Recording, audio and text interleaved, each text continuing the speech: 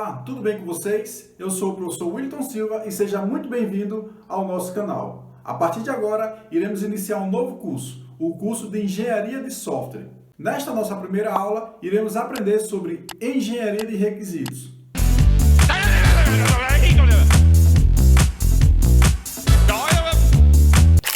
Começando agora a nossa primeira aula de Engenharia de Software, vamos para uma definição básica do que seja Engenharia de Software. Peguei aqui uma definição simples, existem diversas, tá?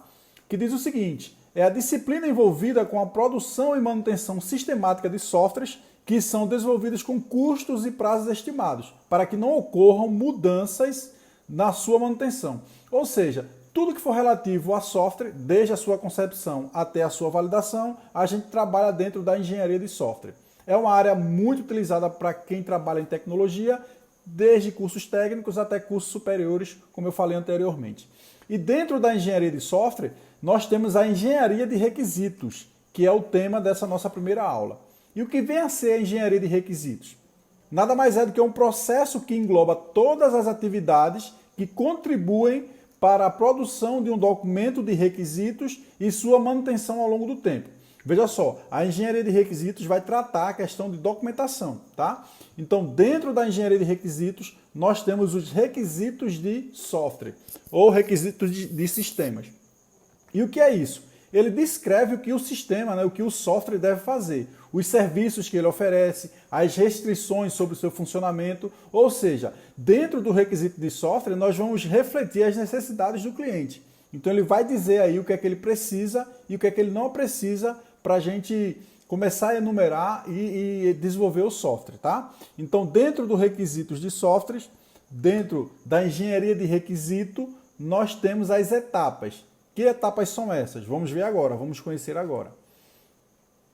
Então, uma primeira etapa dentro da engenharia de requisitos é a concepção. E o que é isso, essa concepção?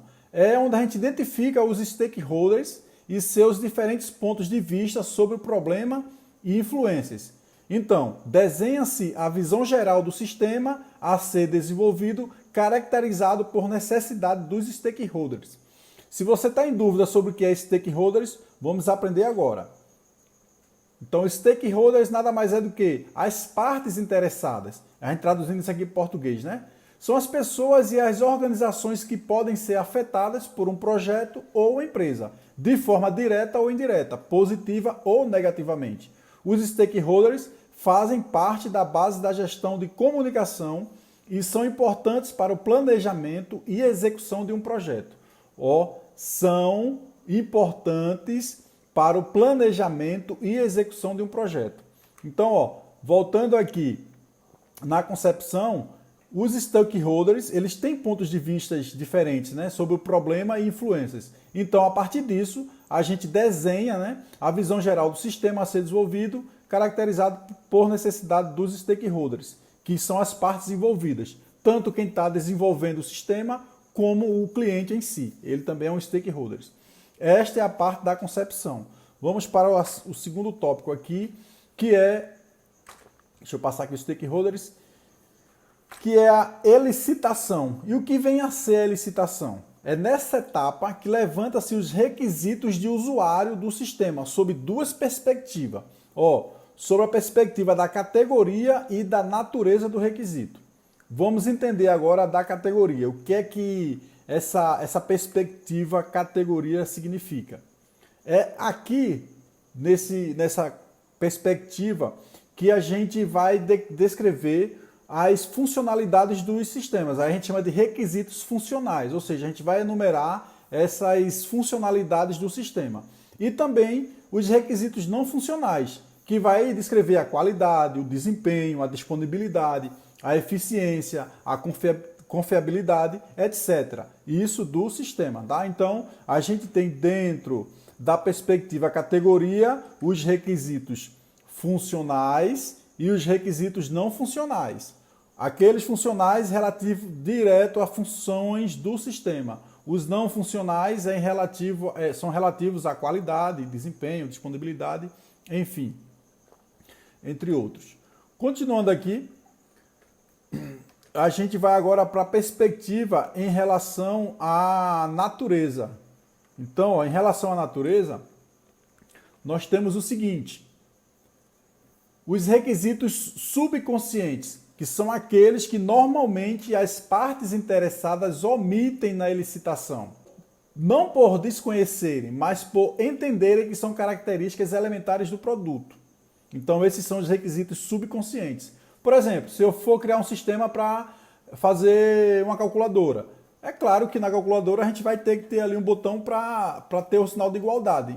Então, eu não preciso falar, isso são questões subconscientes, né? E temos os requisitos conscientes. Esses são aqueles que as partes interessadas têm entendimento claro e enumeram espontaneamente. Então assim, eu quero que meu sistema tenha uma imagem, eu quero que meu sistema tenha 5 botões. Então o cliente ele vai enumerando o que o sistema dele deve ter. Então são requisitos conscientes.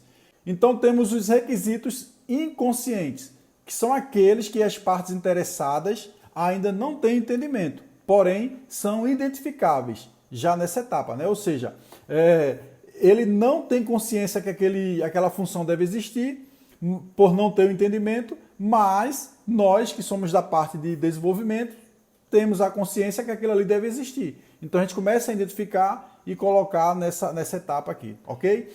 Então, recapitulando, sob a perspectiva da natureza, nós temos os requisitos subconscientes, os conscientes e os inconscientes. Então, dando continuidade aqui à nossa aula, algumas técnicas de elicitação. A gente tem a pesquisa. Então, por que a pesquisa é importante aqui?